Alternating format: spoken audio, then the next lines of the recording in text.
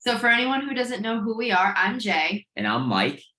and our company is named Roman for Homes.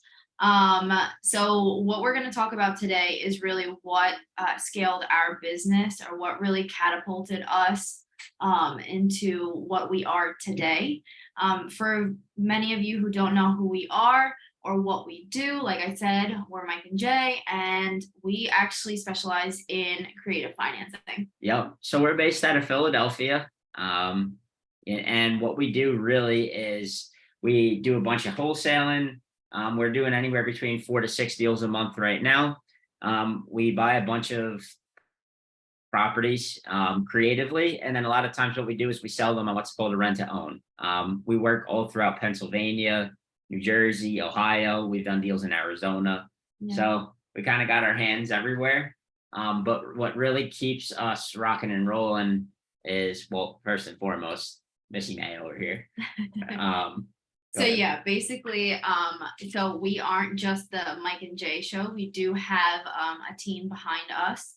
We have a VA, we have a dispositionist, and we had an in-house transaction coordinator, but unfortunately she decided to kind of take a different route. So we are currently looking for an in-house transaction coordinator if anyone is interested. But with that being said, when we have turnover like this, how do we continuously keep our business going, at the same time hire new people and train them? Right, that's the hardest part. That takes away time and energy from what it is that is income producing, right? Exactly. So really what I focused in my role in our company was to create what's called SOPs. And SOPs is just standardized operating procedures. And many people are like, okay, that's just my procedure. Let me film myself and let me give it to my employee, and they can take it from there. It would be great if that was the case, but unfortunately it's not. You have to create the SOP and also implement at the same time.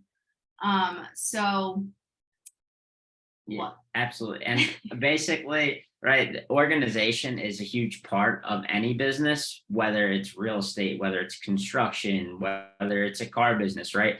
Every business has a process. And for example, my family grew up in the car business, right? And my dad ran a car dealership when I was younger, and I shadowed him a lot, honestly, because my mom couldn't handle my younger brother and myself. So I would go to work with him sometimes, and I'd watch how he handled the mechanics, how he handled the writers, how he handled all the parts department. And every single day, there was a certain process that they followed. Every single time something happened, it was done the same exact way. And that was the standard operating procedures that my dad had instilled, right? And when you look at a successful business versus an unsuccessful business, you see the differences in where they lie. And if you ask somebody in an unsuccessful business, what do you do in this instance? They typically won't be able to tell you. For somebody who has a great wholesaling business like Jenn and Joe, I would consider us kind of up and coming. We're growing, we've been scaling, we're hitting our goals, right? If you ask us, what do you do at XYZ stage in the transaction coordinating process, we can tell you, you would email this person if it's at this title company and ask them these sets of questions, right? And then that's how you're able to delegate and scale your business, because you can easily teach not only one person by sitting one-on-one with them, but I can literally hand this stuff to my brother who doesn't know anything about real estate and say, if can you do X, Y, and Z, read this first and then go do the task. And he would be able to. And same thing with anybody else that So think about it this way. The person that you hire, or the person that you put in that seat, they can't read your mind. So you need to let them know step by step exactly what it is that you want them to do. So think about the how-tos, but it's not only the how to, call this contractor and ask this. It's also the how-to of your systems. So how do you upload a new contact? How do you or what do you ask this person when you give them a phone call? So that's basically what an SOP is. And you would start from obviously the most basic concepts in your business to the most intricate concepts of your business. For example, right now I was gonna do a little testing with Jay, right? Because so in terms of SOPs, sometimes people think about, oh, it's like a piece of paper and it tells you like how to wholesale start to finish. True in some aspects, but untrue in others. For example, if we were to give for like, let's just say for a transaction coordinating position, right? What do you have instilled even within Gmail where that person literally doesn't even have to think, right? What is that? Like, what are some things? So for example, in our Gmail, a transaction or team email, a transaction coordinator could go into our email and find a specific folder for a specific deal that contains all of the conversations in there between title companies, contractors, anything like that. And So it goes as far as creating folders or creating a system that everyone follows and can find things seamlessly. Yep. And outside of the folders, what else do you put in Gmail typically for not only ourselves, but even our employees? Email templates. Correct. I have email templates in there. Basically, all they have to do is say, I want to send, look for the template of whatever they want to send to the title company or the contractor or whatever that is. Click it, edit it with specific information of the deal, and send it off. And honestly, not only is this stuff good for if you have employees, but it's good for yourself. Like if you're a one-man show or a one gal show, this actually really speeds up your momentum, right? For example, for a little bit of a gap period where we didn't have a TC because we had to obviously find somebody else and, train them and stuff like that. We went back to that role for a week or two.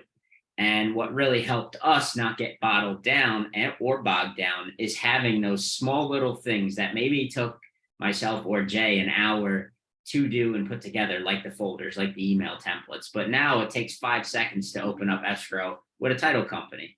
You scroll down and Jay has a little thing and it says opening email TC for cash deal, opening email TC for sub 2 deal, opening email TC for seller finance, and you click it and it literally just populates, and then you just fill in the address and the individual numerical amounts, and then boom, you send off the email. So you basically want to standardize things with an SOP to look exactly the same and contain exactly the same every time. So what do I mean by this? So we have a template. If you guys haven't checked it out on our website, it is romanscreativeacademy.podia.com. There is our free SOP template there. And before the meeting's over, we'll drop the link in the chat so you guys can head over. Take a look. But that template basically has definitions that the employee will need to know. So say you hire a VA, sometimes they don't know what a mortgage is. Maybe they don't know what seller financing is. So laying out those definitions will really help. Say that there's prerequisites. So what do I mean by prerequisites? What systems would they need? So is that what Google folder? Are they going to need access to your CRM? Are they going to need access to another SOP that'll walk them down the road of, say, uploading a contact? Stuff like that is stuff that they will need. So that is within the template that we have for you guys to download.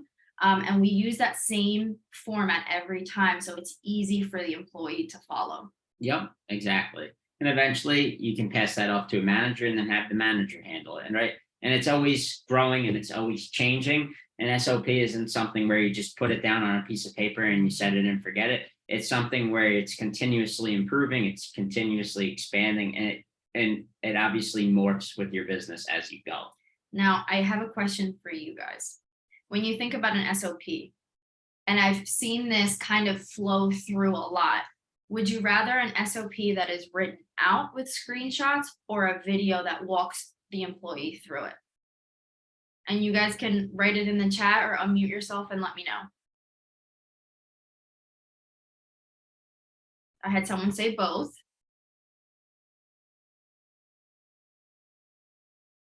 And people learn in different ways. So you got a couple people saying both. Well, I'm going to challenge you, because when you create a video, you can't change that video easily versus screenshots. So you can change a screenshot. So say your CRM has a system update, right? And then it looks completely, utterly different.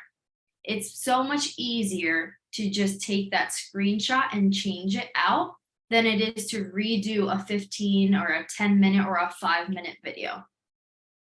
Just some food for thought there when creating your SOPs. But kind of wanted to throw that out there because I have seen a lot of people say, just create a video of you walking through it and then that's it. Well, think about that. You may create the video, but it won't have those prerequisites. It won't make it easily accessible to the employee to have all of their resources in one place for that standard operating procedure. Yep. Things that she teaches me on a daily basis, because personally, I'm the video guy. I like to see a video. But when I go and make a video and then she tells me I got to change it in like 5 to 6 months from now, I'm like, all right, I'm going to do a screenshot, right? So just small things to think about within your business that you don't realize actually take a lot of time and actually could become a waste of time for you in the future or anybody who works with you. So just remember those small things. And so currently right now, I'm actually helping one of our clients create their SOPs for their property management. That is from, when you get it, when you close your new property to when you get a new tenant, what that tenant turnover looks like. So all of these things that you might be in your grind and your day-to-day already doing, you want to document. So what is those tasks that you're doing over and over again that maybe sometimes you're like, what did I do last time? What did I have to do? What did I have to do for this town? What are the requirements to get this rental license?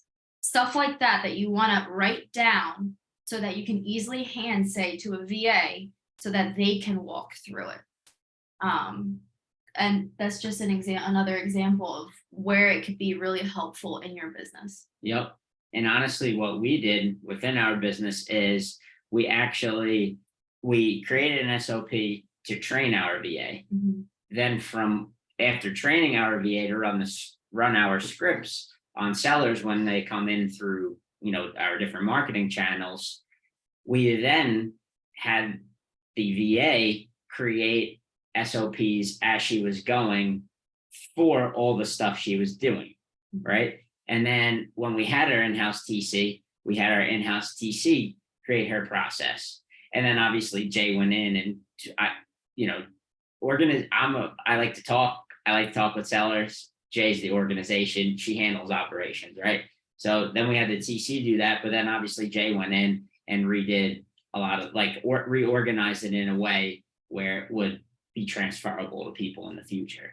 So honestly, the best way to do it is if you're a one-man show, one-gal show, or maybe you have a small team, including yourself, sit down and write out from literally, what do I do when I want to talk with a seller? What does that look like?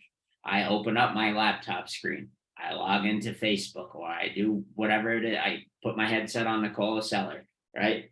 From there, I do X, Y, Z, like down to the dot. What do you do every 10 seconds in that process? It's not every 1 minute. It's not every 10 minutes. What do you do every 15 to 20 seconds in that time frame of you doing that? That's your SOP. So let's slow down a little bit. I know that can be overwhelming, increasingly overwhelming. I would suggest for everyone to start with a standard list that says, okay, from the time that I close on this property, what do I do?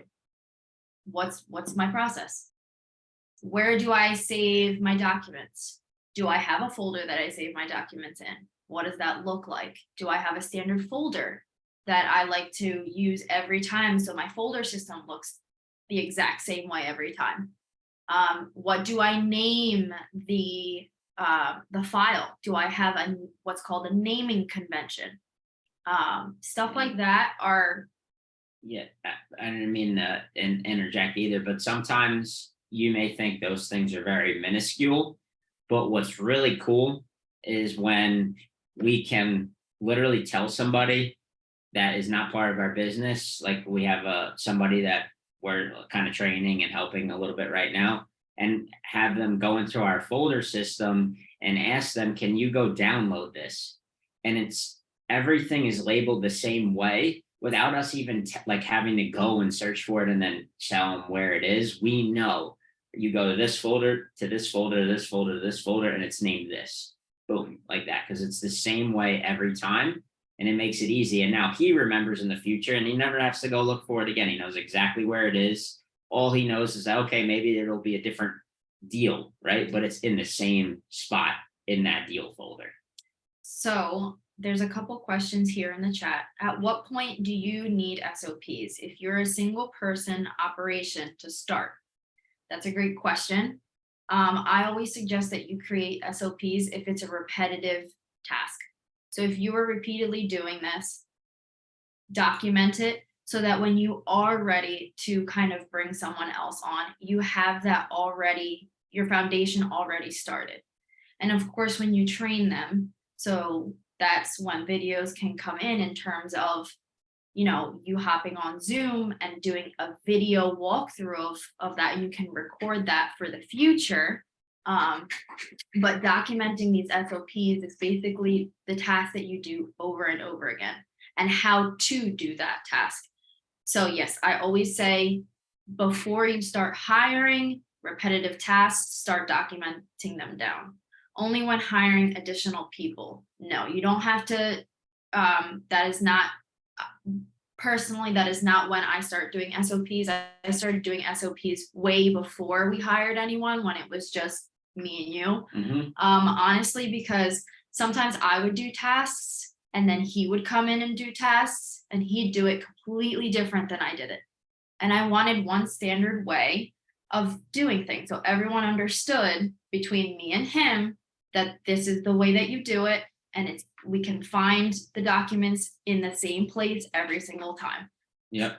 And then even outside of that, making sure that if Jay's around or I'm around, but maybe we're both around, but if it's one or the other, we both train somebody the same way.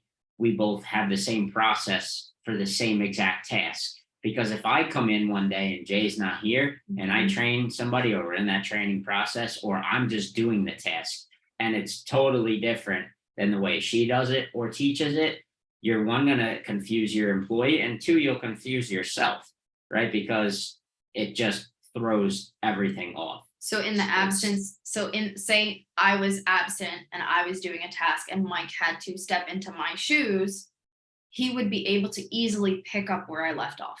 Correct. Like a lot of stuff that I do is I handle sellers and the calls and the actual messaging with the sellers, right? The front and the back and that stuff.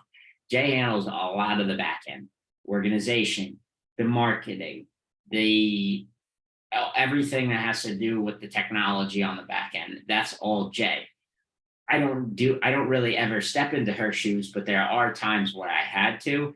And luckily we had that stuff and I really didn't need to call her, because I actually couldn't. She was on a flight one time and I needed to do something and I couldn't call her, but I was able to figure it out because we had those things in place. If we didn't, forget it. So I mentioned SOPs in property management. Now let's talk about SOPs in accounting.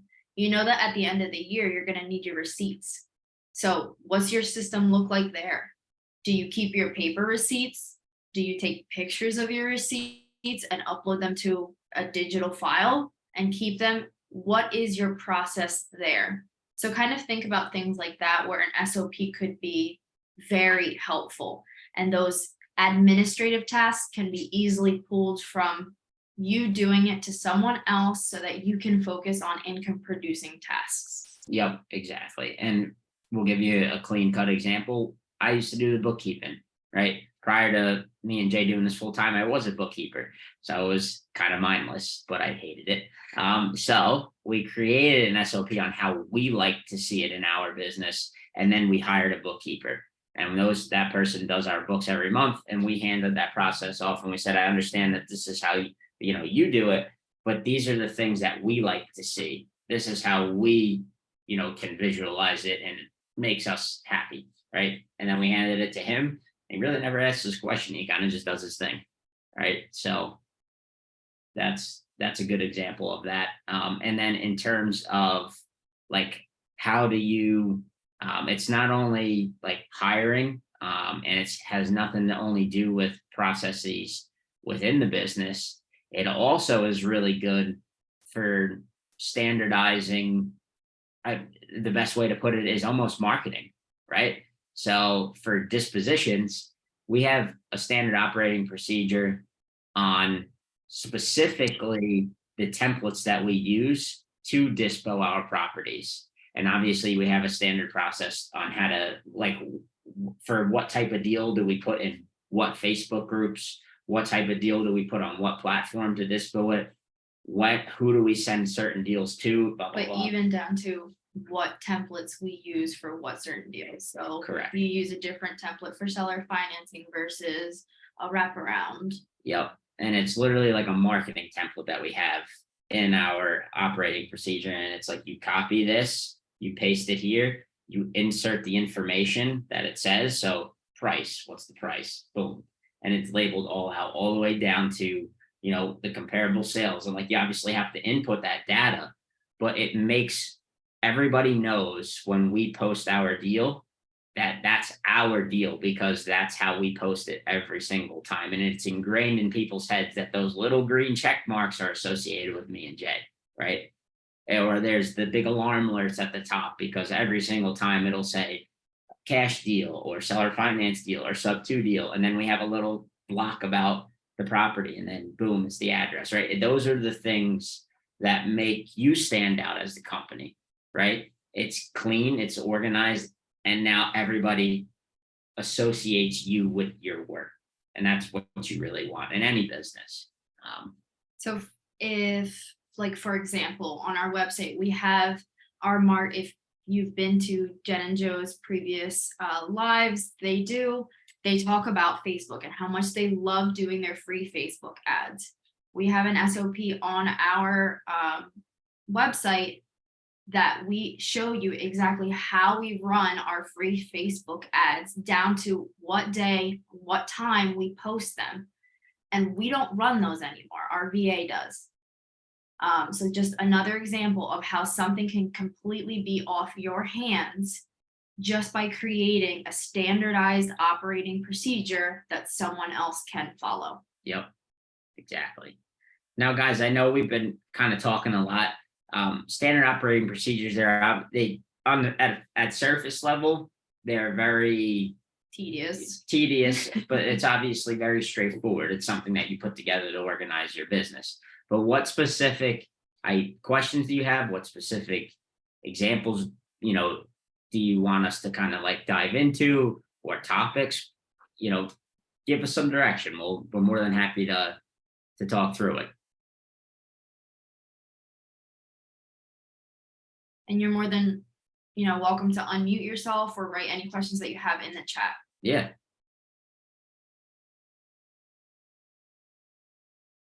Dang, I guess we did a good job. Hey, Mike and Jay, can you hear me? Yes. Hey, what's up, Jeremiah? Hey, this is Jeremiah. Yeah, hey, I'm a central Pennsylvania guy. Awesome. Born and raised.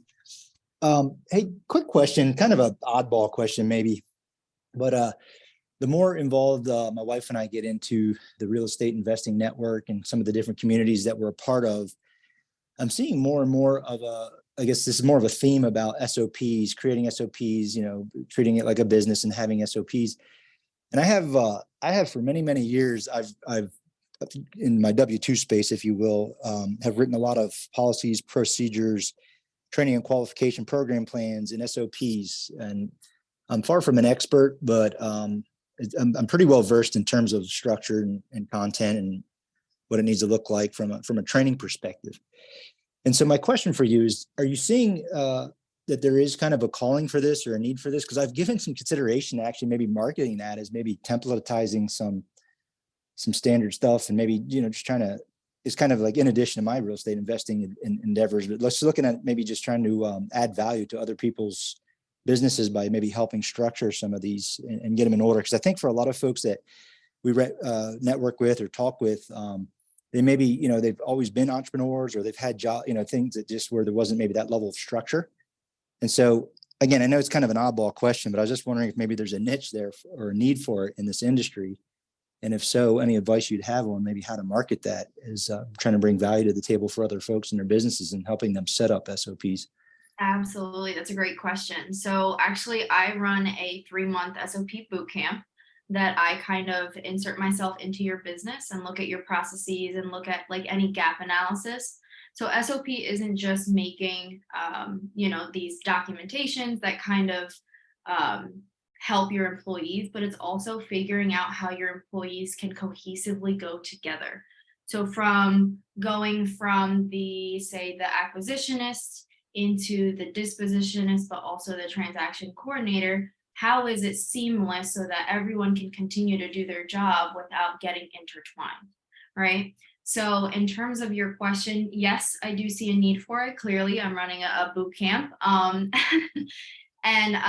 But the hard part about it is that everyone's business looks different, right?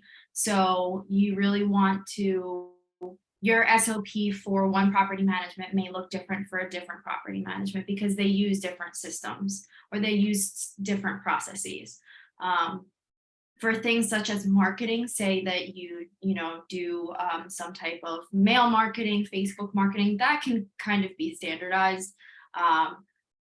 Just really depends on what the person is looking for. But absolutely, I do see a lot of the trend going upwards with SOPs because it's just really dependent on your goal. Are you looking to make this into a business? Are you looking to have a small team and kind of remove yourself from the business? What is your end goal? Are you looking just to be a solopreneur, as we call it, or are you really looking to be a company? Yeah, and obviously the next hot thing that you see all over social media everywhere is everybody wants to quit their 9 to 5 and be an entrepreneur. So obviously with quitting your 9 to 5 and becoming an entrepreneur, people say, oh, you need your SOPs, you need this, you need that. Well, it really comes down to there'll be a need for the people who are serious in taking their entrepreneur or taking their business, whatever it is that you may do, to the next level. We knew that when we quit our jobs, we didn't want the rat race of continuously doing everything ourselves. Yeah, we didn't have a plan B in terms of going back to our job because we were like, nope, we're not going to give ourselves that option. But 2, we knew that we didn't want, like Jay said, we didn't want to just create another job for ourselves, right? Correct. Because that's really what it is. At first, it will always be a job, your business. But if you let it, it will continuously always be a job perpetually, right? So what you need to do is create those processes so in the future you can hire, right? A lot of what you see is wholesalers majority of the time. They'll be like a 1 or 2 man show, and then they never grow past that, and they never grow past doing 3, maybe 4 deals a month, and they make $200,000 a year, right? But they can never get past that because they can't delegate, because they don't know what the process is on paper. Yep. And then we did have a question. I hope that answered your question, Jeremiah. It did. Yeah, it was great insight, a very meaningful response. And thank you. I am I apologize for having my screen off. I'm at my W2, so I'm kind of like doing the corner closet thing right now, but no worries. Thank you both. Hope to maybe touch base with you and connect with you a little more and hear more about your story. My wife and I are on the upward swing. Absolutely. Awesome. Yeah, guys, whatever, anybody who wants to talk with us or chat, our Instagram handles are, they should be at the bottom of our picture there. But for anyone that doesn't know, our Instagram is Roman with Mike and Roman with Jay. Roman is not our last name, and it is not Mike's name. Actually, our pup. Roman is our pup that we rescued, that's a whole different story for another day. Yeah. But we did have another question here. Are you using a VA from the Philippines? And I have a lot to say about this, honestly. Yes, we are. And she is absolutely great. I did not, or we did not go through a different company, say, like a VA company that trains them. We train them ourselves, her ourselves, through SOPs, obviously, and stuff like that, because we wanted her specifically tailored to what we do, which Yeah. creative financing. So Yeah, and not we, I'd be taking credit. Jay built out an entire training program for any VA that we onboard for the sales side of things, right? So we have SOPs for the marketing. You don't really need training. It just teaches you how to do it, but you do need training on how to talk to sellers. So we have like an in-house training that we do. It's really cool and it's a good refresher. We always run her through it. So between that and the SOPs, the onboarding process was actually kind of easier than it would have been, and easier than it was for us in the past when we hired other people. For our VA from the Philippines to master the pitch of creative financing. Yeah. Which it is something that is coming in the foreseeable future. What do you mean? What's coming? Mastering the pitch. Yeah, no.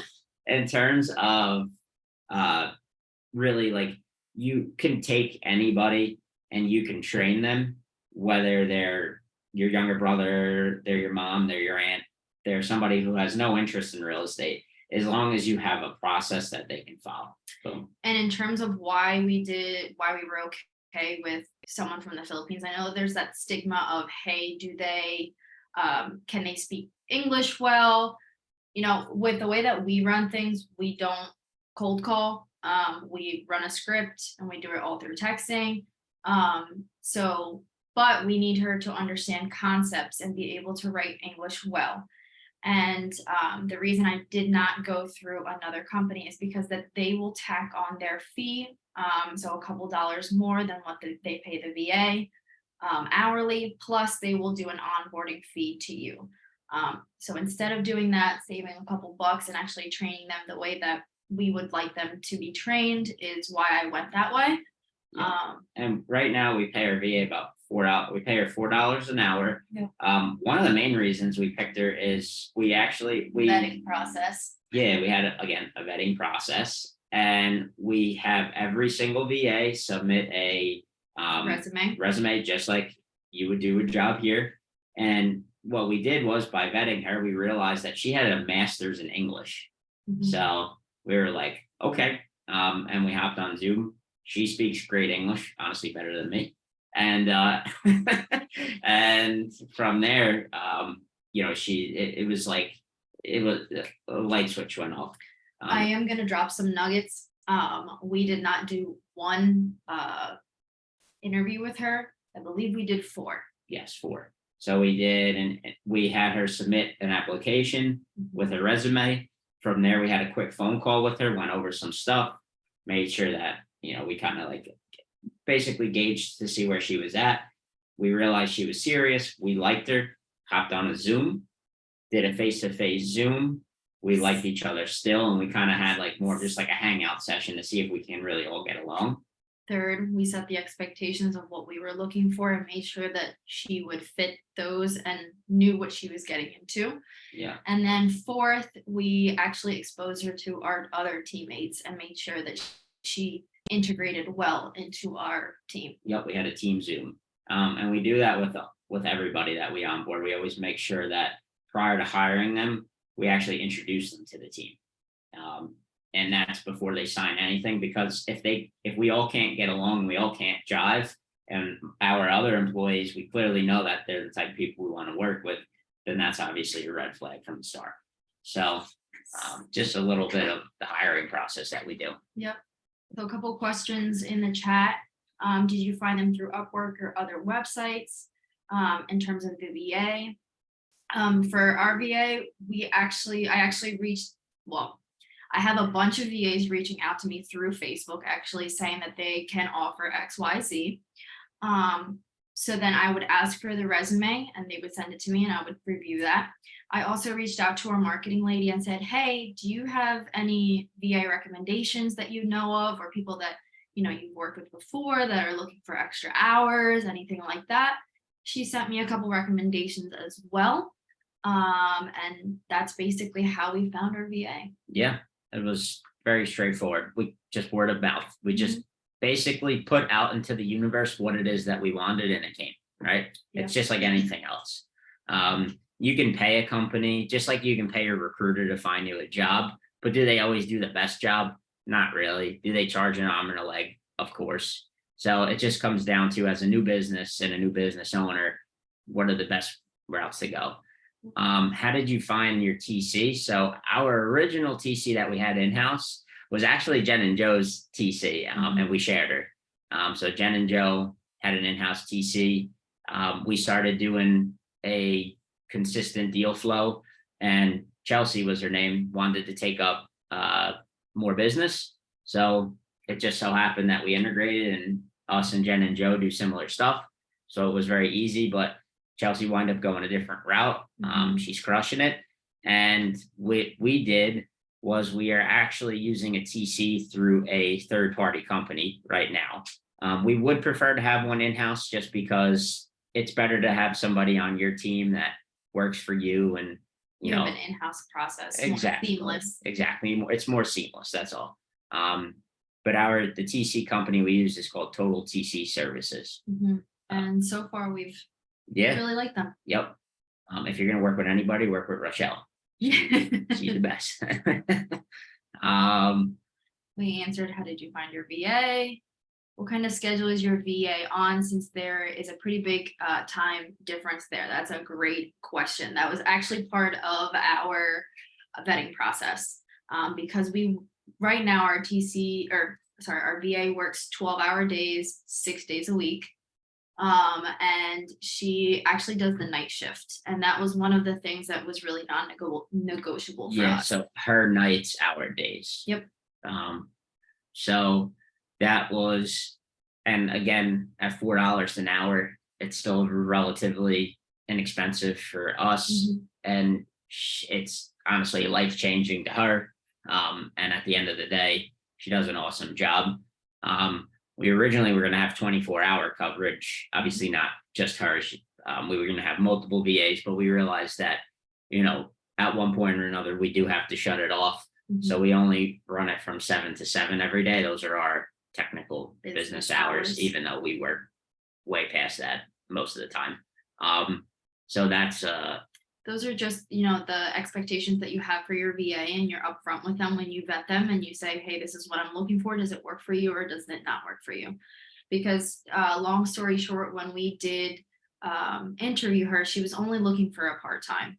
And she was looking for a part-time, but it wasn't until I said to her, hey, you kind of leave your other job that's giving you 8 hours, and we tack on a couple more hours a day, that's what you're looking for if you just work full-time for us. Yep. And that's how we stole her. Yeah. And Brenda, just to kind of like piggyback off that, she's awesome.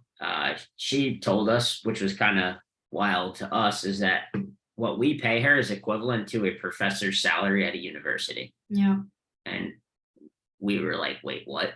Like that was just mind blowing. I know that wasn't really a question, but I just wanted to share because it was crazy.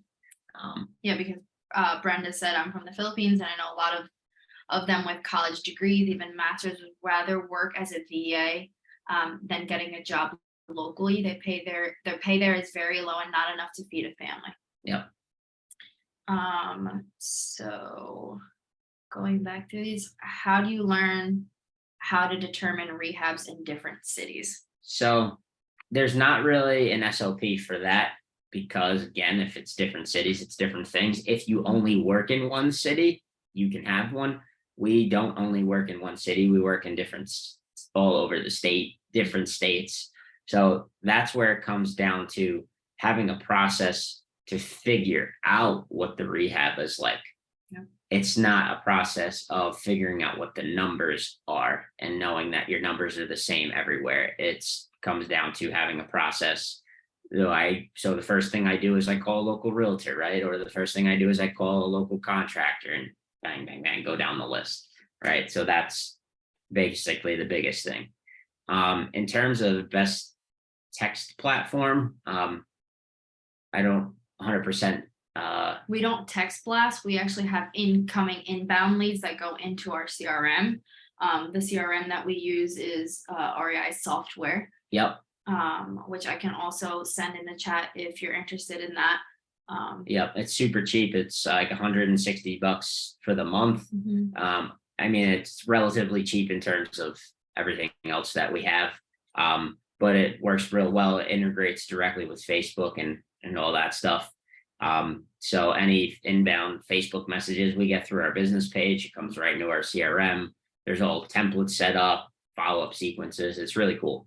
And actually, if you want, what Jay will do is she'll drop the link in here for you guys.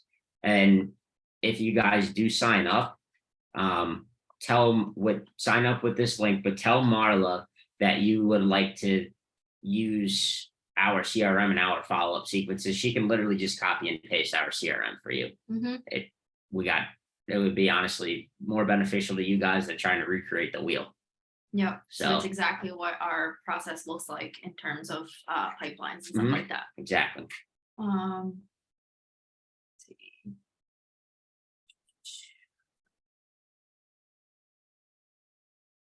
Okay, there's no dumb question. How do you pay the VA since they are international, such as through an app, direct deposit, etc.? PayPal. Yep. That's it. And technically PayPal. And since they're an out of the country 1099 employee, we don't there's nothing to technically report and or 1099 because they're not an employee in the States. Yep. So it's kind of cool in terms of that and Uncle Sam. What is the source of your guys' inbound leads? We actually do everything through social media. Social media is our number one key. So free Facebook ads, sponsored ads. Yep, the whole nine. Yeah. And we have obviously different templates and different ads that we use in terms of what those ads look like. And then we have different sequences and all kinds of stuff, but we don't do any outbound marketing. We only have inbound leads coming to us.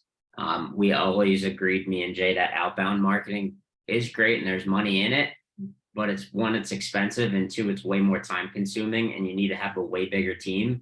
And our goal is to not have a big team. We don't want a big team. No. We don't want to manage 15 cold callers and 3 sales managers. We want to have a tight, lean team that performs well. And the way to do that is to have inbound leads instead of outbound. Yep.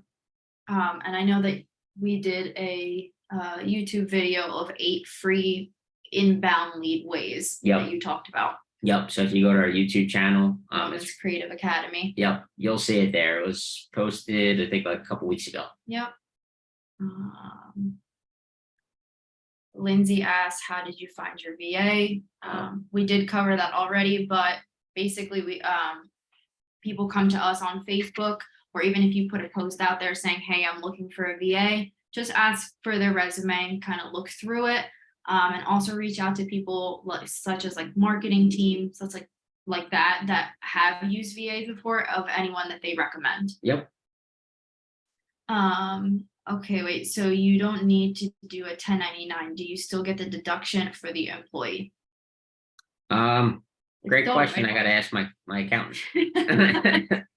It's still a write-off. It's still an expense. It's an expense. But in terms of how you get taxed for an employee here is different than how you report that you're paying those expenses to the VA in the Philippines.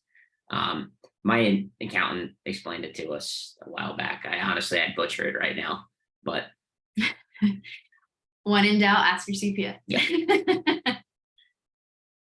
I will drop the YouTube channel here shortly.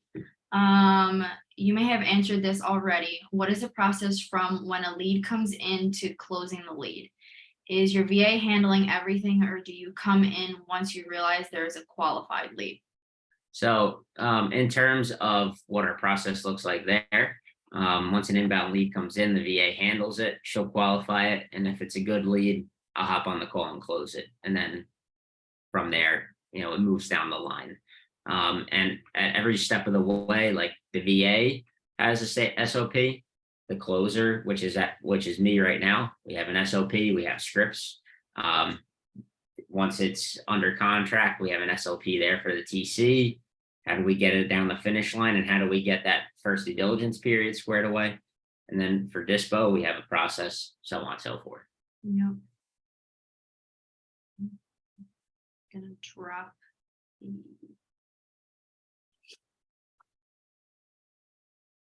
What's your average lead amount weekly?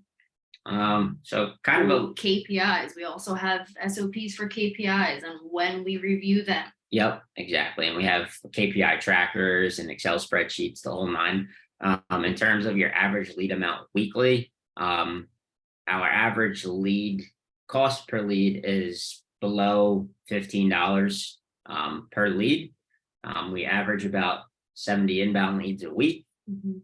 And our average monthly spend is around $3,500. So we spend about 120 bucks a day, right around there. 7 days a week. Do you incentivize your VA for closing leads such as a bonus or commission? Nope, she's just straight salary or hourly, same thing.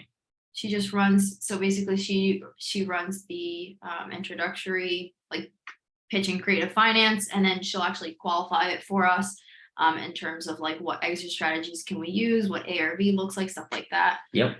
But in terms of like closing, that's all on the other end. All right. Great questions, guys. Yeah. Love doing this. So, guys, just in case anybody is interested, or thanks, Trace. In case anybody's interested or wanted to, if you guys have questions about today, reach out to either myself or Jay, whoever you feel more comfortable talking to. We're both cool. You want to start a group chat with both of us, even better. And we could talk about, some of the, if you have questions about SOPs, if you have questions about the business, whatever, and we could potentially even just set up a call from there and see exactly how it is, we can help everybody. Yeah.